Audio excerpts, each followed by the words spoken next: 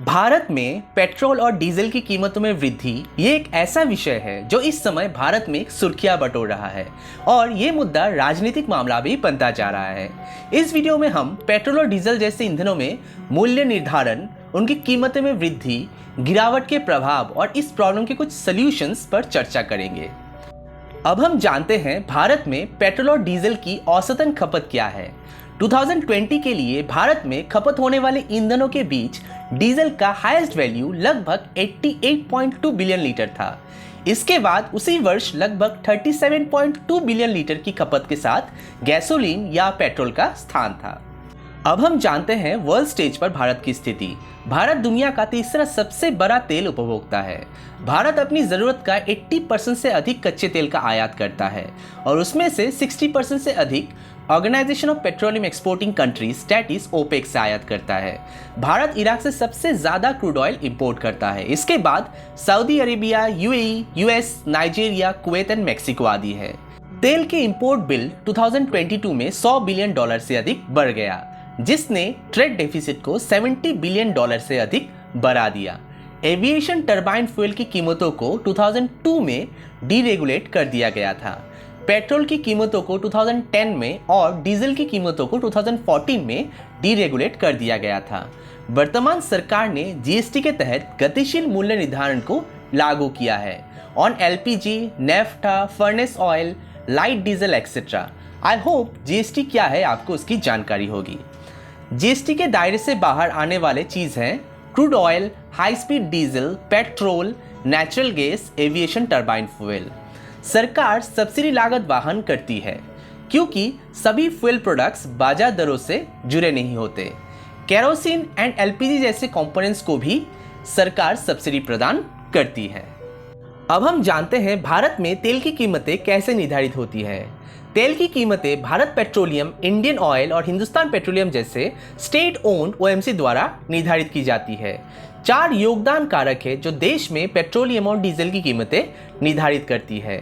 Bharat organisation of petroleum exporting countries OPEC देशों से Brent crude oil का इंपोर्ट करता है। कच्चे तेलों को विभिन्न ईंधनों और गैसों में अलग करने के लिए उबालकर और फिर असवन द्वारा प्रोसेस किया जाता है।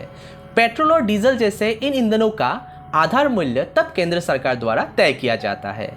इन ईंधनों का आधार मूल्य तय होने के बाद उनमें processing fee and freight charges जोड़ दिया जाता है। पेट्रोल पंप पर डीलर के लिए कमीशन, सेंट्रल एक्साइज ड्यूटी और स्टेट गवर्नमेंट्स वेट इसमें जोड़ा जाता है और फिर रेस्पेक्टिव स्टेट्स में अंतिम कीमतें निर्धारित की जाती है। भारत में पेट्रोलियम डीजल की कीमतों में वृद्धि के कई कारण हैं, जैसे आपूर्ति में बदलाव। जैसे कि आपको पहले बताया गया था कि हम विभिन्न देशों से तेल खरीदते हैं। दूसरा, मजबूत डॉलर।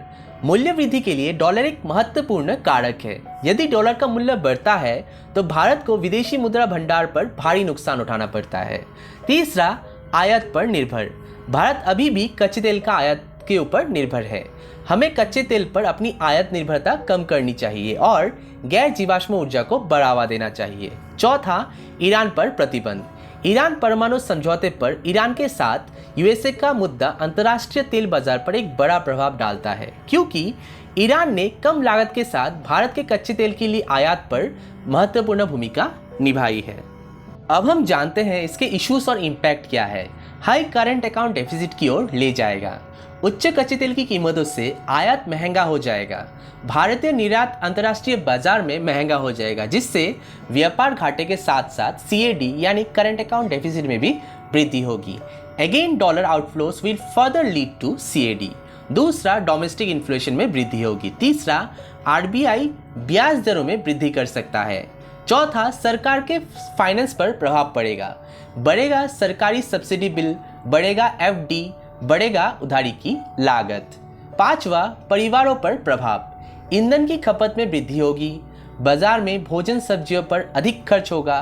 परिवहन व्यय पर भी वृद्धि होगी। छठा, औद्योगिक विकास को प्रभावित कर सकता है। इनपुट की लागत में वृद्धि होगा और हालांकि ये महत्वपूर्ण कच्चे माल है, इसलिए इसका विकास पर सीमित प्रभाव पड़ेगा। सातवां, ग्रोथ पर असर। सीएडी, एफडी बढ़ने से ग्रोथ की संभावनाएं प्रभावित होगी।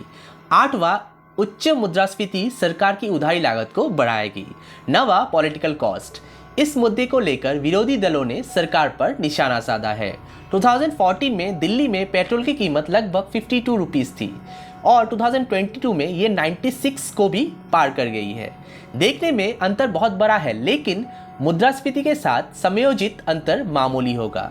लेकिन प्राइस सेंसिटिव आम आदमी के लिए भारत में ये अंतर बहुत बड़ा बोझ है और वर्तमान सरकार की विफलता का प्रतिनिधित्व करता है। अब हम इस अनस्टेबल पेट्रोल डीजल की कीमतों को कैसे मेजर कर सकते हैं, उसके कुछ पॉसिबल सॉल्यूशंस जानते हैं। Number 1, reduce the taxes. The associated chambers of commerce and industry of India ASSOCHAM ने कहा है कि कीमतों को नियंत्रित करने के लिए एकमात्र तरीका है करों में कमी। That is government must reduce taxes. Petrol और डीजल पर कर सरकार, दैट मीन्स केंद्र और राज्य सरकार के लिए एक सुनहरा हंस रहा है। करों में कटौती के लिए कौन बेहतर स्थिति में है, केंद्र या राज्य? चलिए जानते हैं। केंद्र प्रति लीटर के आधार पर शुल्क लगाता है, जबकि राज्य यथामूल्य पर लगाते हैं, जो कि कीमतों में वृद्धि के साथ राज्य की कमाई को भी बढ़ाता है। इसलिए राज्य सरकार केंद्र की बजाय करों में कटौती करने के लिए बेहतर स्थिति में है। लेकिन राज्य ने इसके खिलाफ तर्क दिया है कि जीएसटी की शुरुआत ने पहले ही राज्य की कमाई को झटका दिया है और फिस्कल डेफिसिट का मुद्दा भी राज्य सरकार पेश करते हैं। दूसरा, इसे जीएसटी के तहत लाया जाए। राज्य ने पेट्रोल और डीजल पर करों के रूप में 3 लाख करोड़ से अधिक का राजस्व कमाया है। अगर इसे जीएसटी के तहत लाया जाता है तो दर 28% से अधिक होनी चाहिए, जो कि संभव नहीं है। तीसरा, निर्भरता कम करें। भारत ने ऑयल बायर्स क्लब का प्रस्ताव रखा है। ये भारत, चीन, जापान और दक्षिण कोरिया का समूह होगा।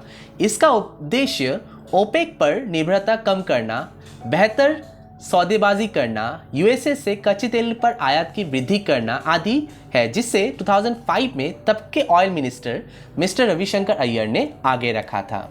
चौथा, एक स्टेबलाइजेशन फंड या आरक्षित खाता बनाए, थाईलैंड, यूके देशों के जैसे।